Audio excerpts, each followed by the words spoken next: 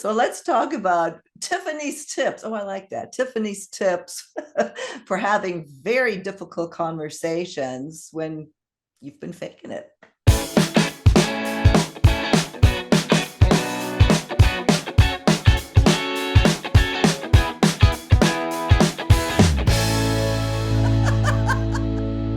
Thank you so much again for tuning into Second Act TV. I want to welcome Tiffany Yelverton back to Second Act, the founder of Entice Me. Tiffany, thank you again for being here. I love coming on your show. Thank you for having me. Well, I love having you here because you offer advice that is so necessary. You are so direct about these things that women don't want to talk about, that men don't want to talk about, we don't want to talk about. And that is the whole issue with pleasurable intimacy. Let's call it that. And on our last segment, we'll link to it. We discussed the incredible, the really mind blowing statistics of how many women fake it and for how long they have. And can you ever even break out of that pattern once it's established? And you say it can. So let's talk about Tiffany's tips. Oh, I like that. Tiffany's tips for having very difficult conversations when you've been faking it. So let's say you've been faking it for 20, 30 years in a relationship. How do you overcome that? Because no one wants to admit that they've been pretty much lying or acting for that long. So I always say, blame it on me. Say, oh, I was listening to this expert and I wanted to share some new things with you. And you don't ever have to say, I haven't had a climax in 30 years, but you can say, my body is also changing. And these are some new things that I've learned that satisfy me. I love that. That's already the best advice I've heard. I told you just before we came, we started off camera, that the stuff I read on this is like, I wouldn't do this. This is not good. This is not good advice. It's horrible advices out there. Like, we were just reading that article together of these things, and I'm like, this sounds so sexist, first of all, and exactly what you don't want to do. I say have conversations outside of the bedroom so you're not teaching in the moment. And that can be very, can really bruise the ego if somebody's been doing the same thing that they always thought worked. Yeah. And then you're like, oh, this isn't working. Yeah. One of my favorite tips to suggest to women is, hey, do you want to watch me self-pleasure? You have to be very confident usually to do that. But men find that so sexy. And if you haven't self-pleasured, then you probably don't even know what really gets you going. And if you don't know that, how are you going to ever share that with a partner? Yeah, it's interesting. That's an interesting tip. I think again that from a practical perspective, absolutely, what a great way to teach. If I'm in a relationship what's the likelihood of someone, like you said, who doesn't have that confidence or who's in an established pattern? I mean, that would come out of nowhere. I guess it may really entice them. I mean, it's a great thing, but how could we actually encourage women to do that? Is there, I mean, you've heard this before. I have all the time. So changing your wording can be very easy, is something easy to do. So to get what your point across to men, their brains work very different than ours. So we want to make sure that we're not saying, I need you to do this, you should do this. You can say, this would really, if you use these words, it's not manipulation. It's just hitting their brain centers where it's going to hit where they need it. It really turns me on when it would be really hot if you watched me self-pleasure. Or I had a fantasy that we were doing this.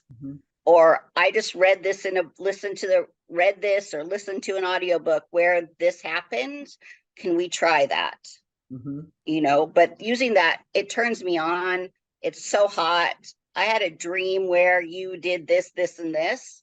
And you can use those words to say, this is what I want you to do. This is what you need to do. But it takes it out of the context of you need to do this. Yeah. And even like, could you imagine us doing that? I mean, just get a reaction to get that Yeah. conversation. I heard this, my friends were talking about, or I read this in a erotica, like it was so hot when he did this to her. Or can we try something new? Are you open to that? Yeah. And I want to make sure we clarify, since people might be tuning in who didn't see our last segment, and I really, please watch our last segment on the prevalence, on why, and all this. And this is not, we are in no way, shape, or form blaming men or trying to mansplain. Well, maybe a little bit, but it's woman-splaining too, because women are, in my opinion, I think you agree, probably the biggest cause of not being able to have a climax during intercourse. And these conversations are difficult, as we said at the beginning here, especially if you're in a pattern that implies that you're lying about this. So again, to your first point, hey, I saw it. What a great way to open. Anyway, I didn't mean to throw you off. It's all good. It does start with you as a woman. Your ability to climax is all in your own control. It has really nothing to do with penetration from your partner. So you need to know how your body works. I teach a 12-week course on this called The Studio that takes the mind, body, and vulva and really teaches you how those three components work together to get you to your most satisfying pleasure. And if you don't know your body, and if you don't self-pleasure, it's really hard to know what you like. Like I said, that it's learning with yourself. And then if you can bring yourself to climax, then it's going to be so much easier for your partner to join in on that. Yeah. And I've always positioned these segments as it's very, very important to our demographic, because the way we were raised, no, we couldn't have talked like this, and we wouldn't have, and we're bad girls. I don't know how prevalent it is in the younger ones, and we're not talking to them now. But really, I think once you do open yourself up to that being a possibility of exploring, because we don't know our bodies, life can change, trust me. Yes, for sure. I have two women in my course right now, that one's 44 and she just had her first orgasm, and one's in her late 50s and we're only a little bit through the start of the course, but she has never had one. It builds up so much resentment, so much shame, and these women are angry that they didn't even know that they weren't experiencing this pleasure.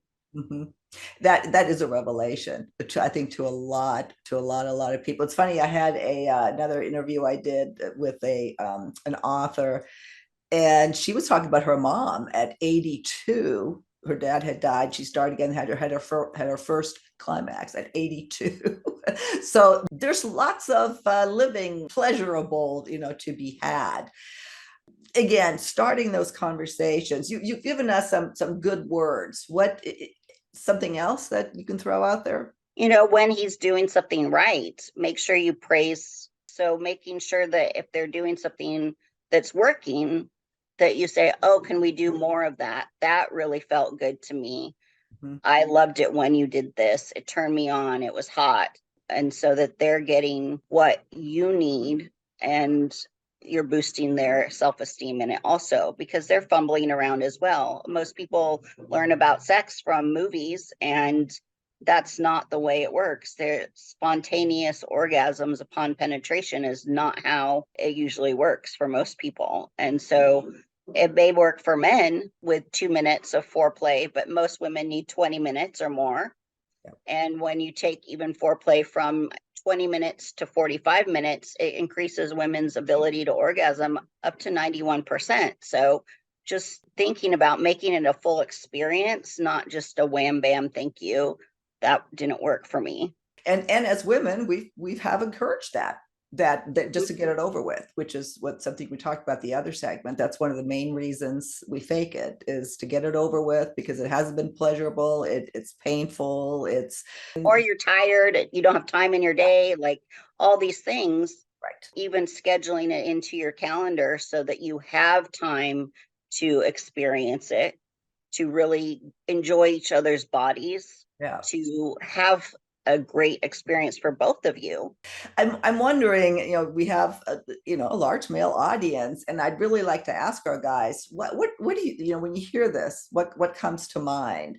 Would you be receptive to how would you be receptive to this? How would you encourage a woman from the male perspective? Mm-hmm. How would you encourage a woman to be more, forthcoming, so to speak? How much is the ego involved? I know you work with both men and women. When you just heard me say that, did anything come to mind of what conversations you've had with men, what they've told you? I think, yes, they always say, I will do anything it takes. I just don't know. Mhm. Like, they really don't know. They want to, but they also are fumbling around. We don't get education and training in this department. It's a key component of our lives, and we don't get any education.